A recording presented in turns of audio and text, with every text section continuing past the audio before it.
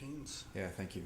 And I acknowledge we're on unceded Coast Salish territory that means it's never been conquered or taken from the Tsleil-Waututh, Musqueam, or Squamish nations by any colonial government, including this one.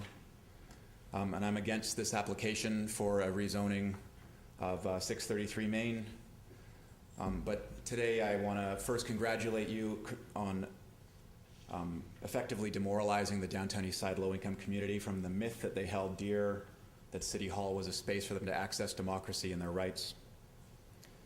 The downtown east side low-income community is unique for a lot of reasons, not least of which is a widespread and profound knowledge of city policies and actions and plans that impact their community and their lives. Think back the last couple of years since I've been working with CAP. The first campaign I was really involved in was organizing the Historic Area Height Review opposition, which was a 3-month-long campaign and through which there was, I think, 5 nights of public hearings here at City Council.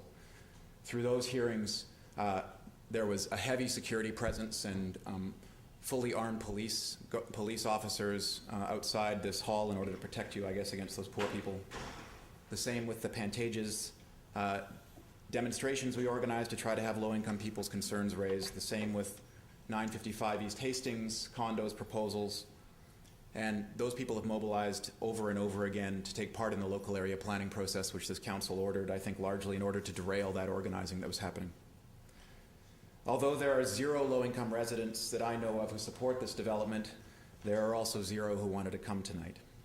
And they all said, why bother? We don't matter. Everything I want to say about this project itself was covered by the critiques we gave of the Historic Area Height Review through a number of reports and through the presentations that were made by, I can't remember, was it 60 people who came out, almost all of them speaking against that proposal. Those concerns were principally that these developments, engineered by city policy, are driving up land prices, and that bore out to be true. There was about an average of about 100% increase in land values along the Main Street corridor in the year following the passage of the Historic Area Height Review, 2011 to 2012, and then another additional 25% increase 2012 to 2013, and consequently the rent increases are following. Secondly, because there are no regulatory mechanisms to stop the loss of these housing units to rent increases. Mr. Drobot included the note from the LAP committee that this project is a displacement threat, but he did not include any argument about how that threat could be staunched. Neither did he bother to stage an argument that the concerns are untrue. But no one from council asked him if it's true that there's a displacement threat or if there's anything that could be done to stop it. I also remember at the Historic Area Height Review at the end, when Councillor Reimer gave her reasons for voting in favor of the Historic Area Height Review. She said, I'm paraphrasing, I'm mostly out of my memory, but it really stuck with me. She said, most of the speakers here have talked about condo developments and about displacement threats and about gentrification. They aren't talking about just heights. And this Historic Area Height Review, she said, I'm confused because this Historic Area Height Review is just about heights. Those heights could be used for social housing, she said. And she said that we could think about, the condos when the time comes. So she seemed to be indicating that she would be opposed to it being a condo plan. So I hope that she votes against this tonight. Unfortunately, I think this council's tireless activism in the downtown east side on behalf of the rich, powerful, and on behalf of corporations that are the most powerful economic engines of this city has had 2 immediate effects. One is that the Historic Area Height Review is clearly a condo plan.